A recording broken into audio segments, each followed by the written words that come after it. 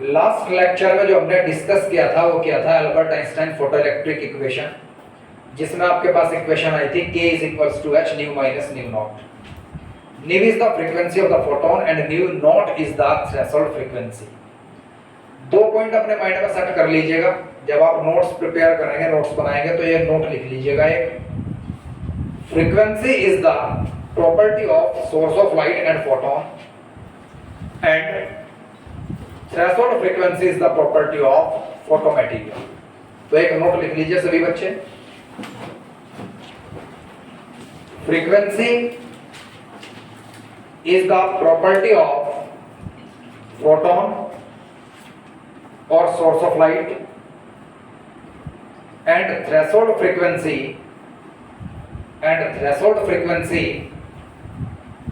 is the property of photomaterial,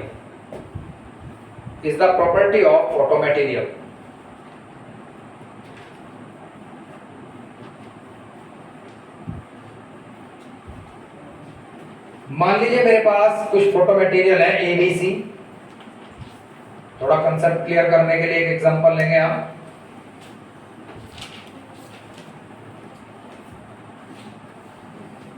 a surface से electron के emission के लिए 12 हर्ट्ज की फ्रीक्वेंसी की रिक्वायरमेंट है अगर, तो ये मिनिमम रिक्वायरमेंट है, तो इसे क्या कहा गया, ए की थ्रेशोल्ड फ्रीक्वेंसी। मान लीजिए बी से 14 हर्ट्ज की मिनिमम रिक्वायरमेंट है इलेक्ट्रॉन के एमिशन के लिए, तो it is said to be the threshold frequency of photomaterial B. और मान लीजिए यहां से 6 हर्ट्ज फ्रीक्वेंसी की रिक्वायरमेंट है इलेक्ट्रॉन को एमिट करने के लिए सी प्लेट से, तो आप लोग क्या कहेंगे, 6 hertz is the threshold frequency of C. अब जिस भी मटेरियल की सबसे कम थ्रेशोल्ड फ्रीक्वेंसी होती है वो अच्छा फोटो मटेरियल होता है, तो यहां में सबसे अच्छा फोटो मटेरियल क्या है, सी, और सबसे बेकार फोटो मटेरियल यहां है बी, क्योंकि इसकी थ्रेशोल्ड फ्रीक्वेंसी ज्यादा है। अगर फ्रीक्वेंसी थ्रेशोल्ड फ्रीक्वेंसी कम है तो वर्क फंक्शन मतलब थ्रेशोल्ड एनर्जी की रिक्वायरमेंट कम होगी, मतलब वेस्टेज ऑफ एनर्जी कम होगा। मान लीजिए आप 100 हर्ट्ज की फ्रीक्वेंसी आई, यहां 12 वेस्ट हुई, यहां 14 वेस्ट हुई, यहां सिर्फ 6 वेस्ट हुई, तो वेस्टेज कम हुआ, तो बाकी जो बचा 100 में से 6 वेस्ट होने के बाद 94 हर्ट्ज ये इलेक्ट्रॉन को काइनेटिक एनर्जी प्रोवाइड करेगा। अगर डिफरेंट फोटो मटेरियल पर सेम फ्रीक्वेंसी के फोटोन इंसिडेंट होते हैं, तब आप हमेशा याद रखेंगे उस फोटो मटेरियल के इलेक्ट्रॉन्स की काइनेटिक एनर्जी और वेलोसिटी ज्यादा होगी जिसकी थ्रेशोल्ड फ्रीक्वेंसी मिनिमम होगी। तो अच्छा फोटो मटेरियल वो होता है बेटे जिसकी थ्रेशोल्ड फ्रीक्वेंसी, जिसकी थ्रेशोल्ड एनर्जी कम होती है और जिसके इलेक्ट्रॉन्स की काइनेटिक एनर्जी उतनी ही फ्रीक्वेंसी प्राप्त करने पर ज्यादा होती है। Concept clear all of you? अब यहां के बाद हम डिस्कस करेंगे postulate of Albert Einstein photoelectric equation. तो पोस्टुलेट आपको कभी भी रट्टा नहीं मारना, जितने पोस्टुलेट आप मिनिमम वर्क करने के बाद याद रख सकते हैं उतने पोस्टुलेट लिखने पर आपको सीबीएसई नंबर दे देगा, आईएससी नंबर दे देगा। पहला तो पोस्टुलेट ये लिख लीजिएगा आप, नो एमिशन टेक प्लेस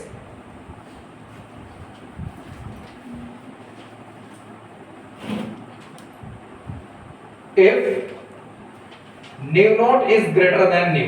देख भाई, रिक्वायरमेंट है nu naught, threshold frequency requirement है, और यह फ्रीक्वेंसी ऑफ फोटोन। रिक्वायरमेंट ज्यादा है और अवेलेबिलिटी कम है, तो नो एमिशन टेक प्लेस। अगर threshold frequency of the material is more than the frequency of photon, then no emission take place. ऐसा क्यों? अगर ये कंडीशन है तब ये टर्म नेगेटिव हो जाती है, न्यू माइनस न्यू नॉट, क्योंकि न्यू नॉट बड़ा होगा। जब न्यू नॉट बड़ा होगा तो ये term negative, and kinetic energy of free electron of photo electron become negative, which is not possible. Kinetic energy कभी नेगेटिव नहीं हो सकती, तो आप क्या लिखेंगे आप, बिकॉज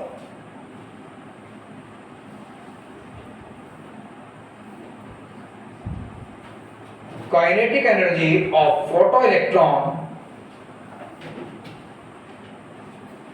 नेवर बी नेगेटिव, कभी नेगेटिव नहीं हो सकती। Is that clear to all of you और नॉट? अब सवाल आ गया, आप सब भाई बाबा पूछ लिया कि ऐसा क्या है भाई काइनेटिक एनर्जी के अंदर की वो नेगेटिव नहीं हो सकती।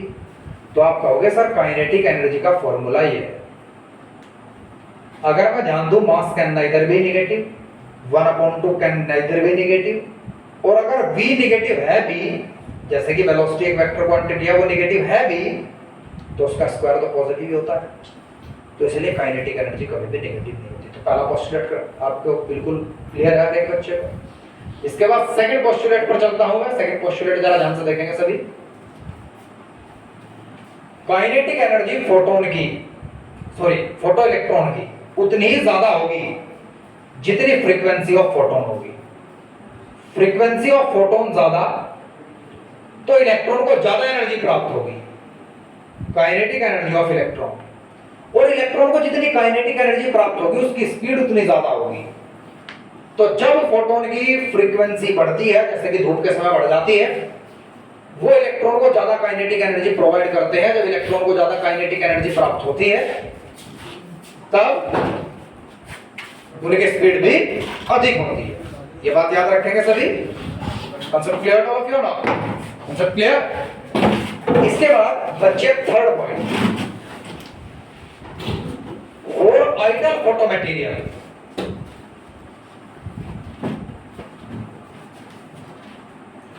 एक आइडल फोटो मटेरियल आ गया तो ध्यान रखिएगा थ्रेशोल्ड फ्रीक्वेंसी 0 हर्ट्ज होती है। लेकिन बच्चे प्रैक्टिकली कोई भी चीज आइडल नहीं हो सकती। कमियां सबके अंदर है, मेरे अंदर भी प्रेजेंट है, आपके अंदर भी प्रेजेंट है। आ गया समझ? 100% समझ आ गया?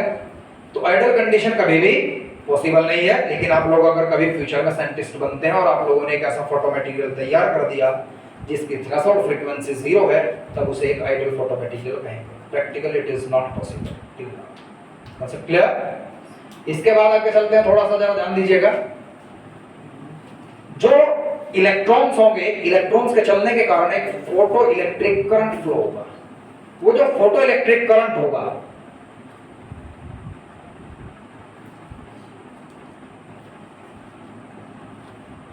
वो उतना ही अधिक होगा जितने फोटॉन्स की इंटेंसिटी होगी। फोटॉन्स या फिर इंटेंसिटी ऑफ फोटॉन्स। ऐसा क्यों भाई? एक फोटोन एक इलेक्ट्रॉन को निकालता है तो दो फोटोन दो इलेक्ट्रॉन को निकालेंगे, 1,00,000 फोटोन 1,00,000 इलेक्ट्रॉन्स को निकालेंगे। जितने इलेक्ट्रॉन्स निकलेंगे उतना करंट फ्लो ज्यादा होगा, जितना करंट फ्लो ज्यादा होगा उतना मैं कहूंगा फोटो इलेक्ट्रिक करंट ज्यादा चलेगा। लेकिन बच्चे पढ़ा तो सभी रहे और पढ़ भी आप लोग सभी रहे। अब ये गलत साबित कर देता हूं मैं। कैसे? मान लीजिए इस फोटो मटेरियल की थ्रेशोल्ड फ्रीक्वेंसी 20 हर्ट्ज है। पहले एक फोटोन आया, समझ रहे? इसकी फ्रीक्वेंसी 30 हर्ट्ज थी। अब इंटेंसिटी बढ़ा दी मैंने, 1,00,000 कर दिए और फ्रीक्वेंसी कर दी 19 हर्ट्ज। तो एक भी फोटो इलेक्ट्रॉन पैदा नहीं होगा, क्योंकि कम से कम एक फोटोन की फ्रीक्वेंसी कितनी होनी चाहिए थी? 20, सिर्फ निकालने के लिए, और 20 से ज्यादा काइनेटिक एनर्जी प्रोवाइड करने के लिए। तो ये सही है, लेकिन कब सही है? when the frequency of the photon is greater than the frequency of matter। मतलब थ्रेशोल्ड फ्रीक्वेंसी से जब फ्रीक्वेंसी ऑफ फोटोन ज्यादा होती है तभी ये कंडीशन एप्लीकेबल होती है कि फोटो इलेक्ट्रिक करंट बढ़ जाता है intensity of photons. Concept clear? 100% समझ आ गया? पक्का हमेशा याद रहेगा?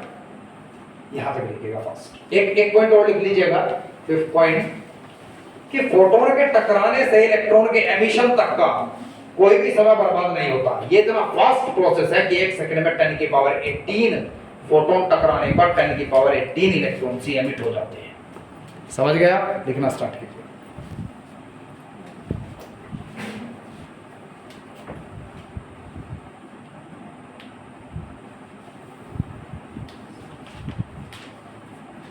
स्टॉपिंग वोल्टेज या स्टॉपिंग पोटेंशियल इंपॉर्टेंट टॉपिक है।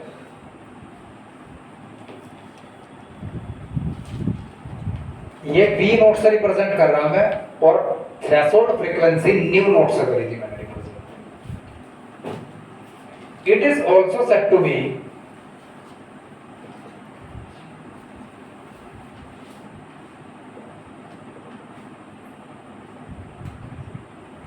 Cut off potential.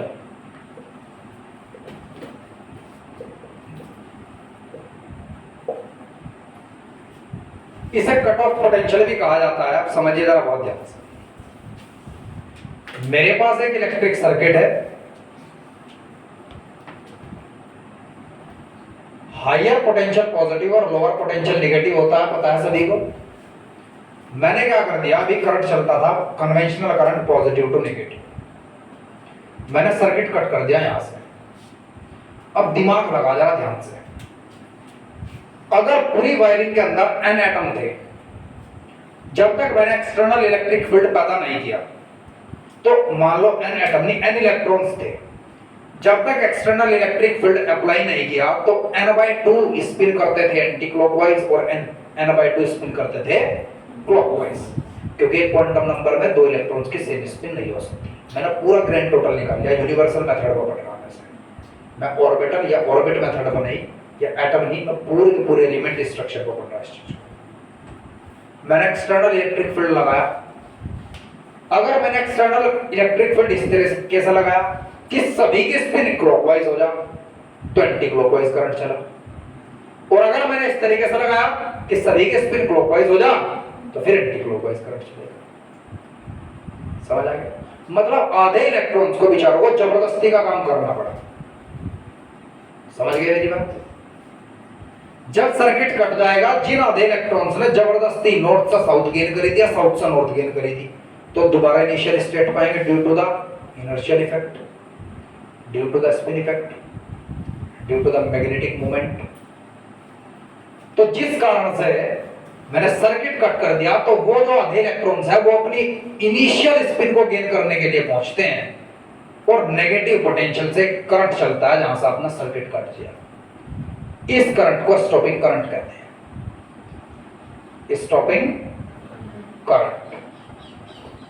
और यही एक वोल्टेज पैदा हुआ जिससे स्टॉपिंग करंट बना, उसके कहा गया स्टॉपिंग पोटेंशियल। तो it is the negative potential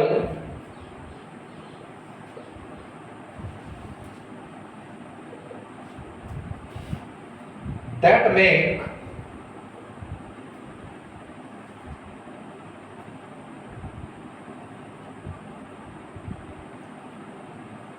presence of electric current in electric circuit zero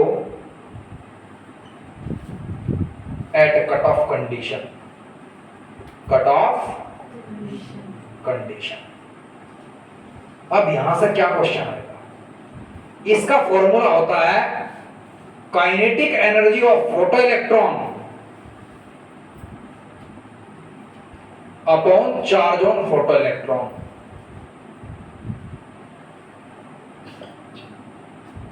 सीधी बात है, काइनेटिक एनर्जी को आपने कैसे रिप्रेजेंट किया और चार्ज ऑन इलेक्ट्रॉन होता है इतना, तो स्टॉपिंग पोटेंशियल की वैल्यू इसके बराबर होती है। ऐसा यूनिट वोल्ट या जूल पर कूलम। और डायरेक्शन सबसे इंपॉर्टेंट मानता हूं, प्रीवियस ईयर के अगर मैं 5-7 साल के क्वेश्चन देखता हूं तो पूछा जाता है what is the direction of stopping potential. तो स्टॉपिंग पोटेंशियल की डायरेक्शन हमेशा नेगेटिव टू पॉजिटिव होती है इन सर्किट। 100% याद रहेगा पक्का। तो यहां से मेरे पास एक इक्वेशन तैयार कर दी मैंने, ये kinetic energy of photo electrons is equal to charge on photo electron into stopping potential. अब यहां से कंपटीशन का एक कांसेप्ट बड़ा बेहतरीन बनेगा, और जिन बच्चों का IQ लेवल अच्छा है वो पहली बार के में समझ जाएंगे, और जिनका अच्छा नहीं है वो थोड़ा सा स्ट्रेस यहां दे, एकदम समझ जाएंगे। मैं एक ऑब्जेक्ट के ऊपर दिमाग लगा, 2 kg का कोई ऑब्जेक्ट है, समझ गया आप मेरी बात, और बेटे में से यहां तक ले गया और मैंने एक्सेलरेशन प्रोड्यूस कर दी 2 मीटर पर सेकंड स्क्वायर। तो मास इनटू एक्सेलरेशन, तो फोर्स कितना हो गया 4 न्यूटन, जो इसे यहां से यहां लाने में लगाना पड़ा। 100% समझ आओगे? तो ध्यान रखिए, जो 4 न्यूटन फोर्स इसे यहां से यहां तक लेगा, वही 4 न्यूटन इसे यहां से यहां तक लाएगा, और चलते हुए को वही 4 न्यूटन रोक सकेगा। समझ गए मेरी बात? तो जितना वोल्टेज सर्किट के अंदर इलेक्ट्रॉन्स को रोकने के लिए चाहिए उसे स्टॉपिंग पोटेंशियल कहा जाता है, और उसी के बराबर जो पोटेंशियल चाहता है उसे चलाने के लिए उसे कहते हैं एक्सेलरेटिंग पोटेंशियल। जब आपको ये बात कही जाएगी कि we have to stop the electron, तब आप वी नॉट यूज करेंगे। जब आपको कहा जाएगा we have to accelerate an electron, तब आप वी यूज करेंगे। वी नॉट की वैल्यू हमेशा वी के बराबर होगी, बस कंडीशन बदल जाएगी। 100% समझ आ गया? पक्का 100% समझ आया ना? चलो यहां तक लिखो, अब हेडिंग लिखो relation between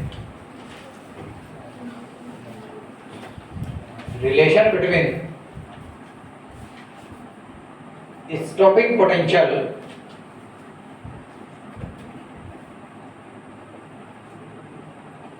V naught and threshold frequency nu naught। देखो भाई जरा ध्यान से, हमें आइंस्टाइन फोटोइलेक्ट्रिक इक्वेशन पता है, K is equals to H nu minus nu naught, पता है इक्वेशन यार। और एक इक्वेशन आपने अभी क्या पढ़ी, ये स्टॉपिंग पोटेंशियल है, ये फ्रीक्वेंसी ऑफ फोटोन है, ये थ्रेशोल्ड फ्रीक्वेंसी है, काइनेटिक एनर्जी ऑफ इलेक्ट्रॉन है, और ये भी काइनेटिक एनर्जी ऑफ इलेक्ट्रॉन है। तो मैंने दोनों को बराबर रखा, तो मेरे पास E V naught is equals to आ गया H nu minus nu naught. Anmol समझ आ गया? अब भाई रिलेशन मुझे निकालना, तो V naught is equal to हो गया H upon E nu minus nu naught. बेटा जी वैसे तो आप सभी इंटेलिजेंट हैं, अगर Z is equals to x minus y है तो इसका मतलब है Z की वैल्यू बढ़ेगी अगर x बढ़ेगा, और Z की वैल्यू बढ़ेगी अगर y घटेगा। तो यहां से पता चल गया कि V नॉट बढ़ेगा अगर फ्रीक्वेंसी ऑफ फोटोन बढ़ा।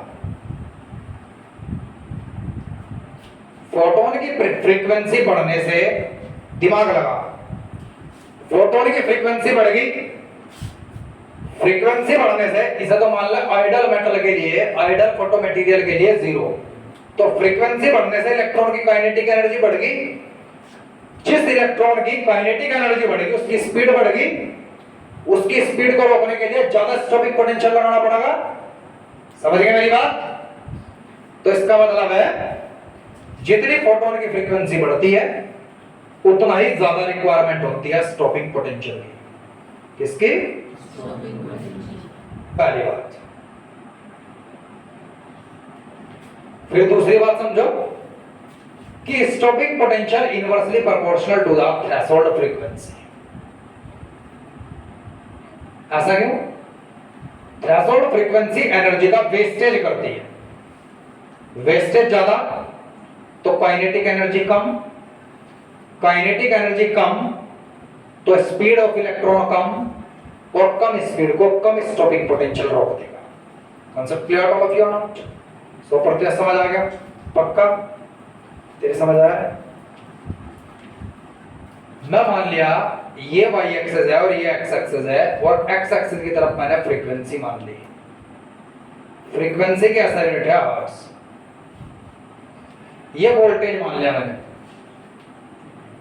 जो वोल्टेज में V मान रहा हूं यहां वोल्ट में, जो दिखाई दे रहा है आपको यहां प्लस y एक्सिस पे, ये एक्सेलरेटिंग पोटेंशियल, और जो माइनस y पे है मैग्नीट्यूड बराबर होगा वो है स्टॉपिंग पोटेंशियल। ये हो रही है। मैंने यहां दो मेटल बनाए, एक मेटल A है फोटो मटेरियल, एक फोटो मटेरियल B है। तो याद रखिएगा जो ये दूरी है, ये दूरी ये रिप्रेजेंट करेगी A की थ्रेशोल्ड फ्रीक्वेंसी को। किसकी? और जो ये दूरी है ये किसे रिप्रेजेंट करेगी? B की थ्रेशोल्ड फ्रीक्वेंसी को। तो यहां थ्रेशोल्ड फ्रीक्वेंसी ज्यादा किसकी है? तो B की थ्रेशोल्ड फ्रीक्वेंसी ज्यादा है तो इसका स्टॉपिंग पोटेंशियल कम होगा। समझ आ गया? इसकी थ्रेशोल्ड फ्रीक्वेंसी कम है, वेस्टेज कम है, तो यहां स्टॉपिंग पोटेंशियल ज्यादा होगा। दूसरी बात, ये कहा कि सेम फ्रीक्वेंसी के दो इंडिविजुअल फोटोन गिरे, एक इसके ऊपर और एक इसके ऊपर। फोटोन की फ्रीक्वेंसी थ्रेशोल्ड फ्रीक्वेंसी से दोनों की ज्यादा है, तो किस फोटो मटेरियल के इलेक्ट्रॉन्स की स्पीड ज्यादा होगी? दिमाग लगा। यहां थ्रेशोल्ड फ्रीक्वेंसी कम, वेस्टेज कम, तो यहां के इलेक्ट्रॉन्स की काइनेटिक एनर्जी ज्यादा होगी, तो इसीलिए ए के जो इलेक्ट्रॉन्स होंगे उनकी स्पीड ज्यादा होगी। Answer clear? क्लियर? यहां तक लिखो। अब आप ये एक रिलेशन ग्राफिकली समझ लो अच्छे से। ये एक्स एक्सिस मान लिया मैंने, ये ओरिजिन, और इधर मैंने पोटेंशियल मान लिया।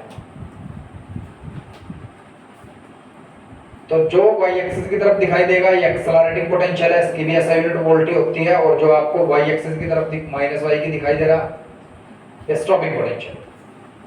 मैंने मान लिया दो मेटल है, एक ए एक बी, तो आपको सिर्फ एक नोट लिखना, फिर किसी भी तरीके का कोई भी क्वेश्चन कर लीजिएगा। प्रीवियस ईयर में कई दफा ये क्वेश्चन देखने को मिला। तो यहां से मैं क्या लिखूंगा, यहाँ एक पॉइंट मैंने सी लिख लिया और यहाँ डी।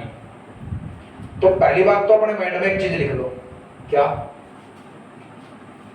ओसी थ्रेशोल्ड फ्रीक्वेंसी, अगर इस तरह आप फ्रीक्वेंसी रखते हैं हर्ट्ज में, ऑफ ए, और OD threshold frequency of B, तो भाई साफ साफ दिखाई देगा OD is greater than OC. 100% समझ आ गया? Second point, since threshold frequency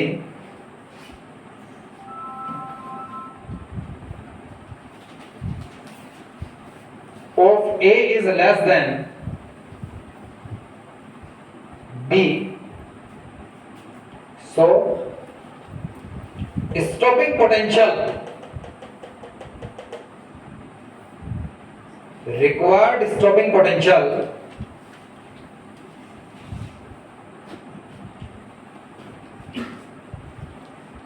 for A is greater than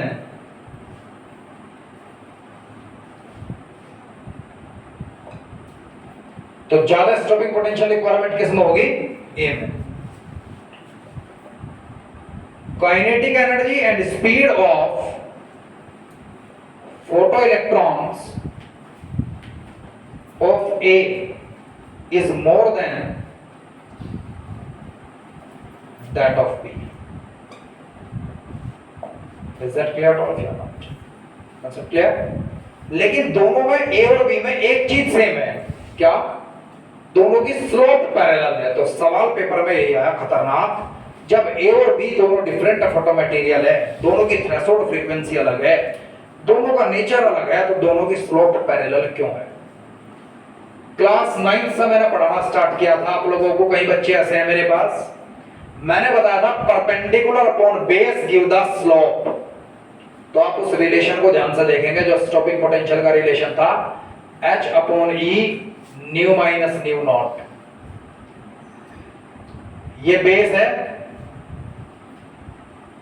ये परपेंडिकुलर है, perpendicular upon base H upon E के बराबर है, और H भी कांस्टेंट और E भी कांस्टेंट, दैट्स व्हाई दोनों की स्लोप एक दूसरे के पैरेलल है।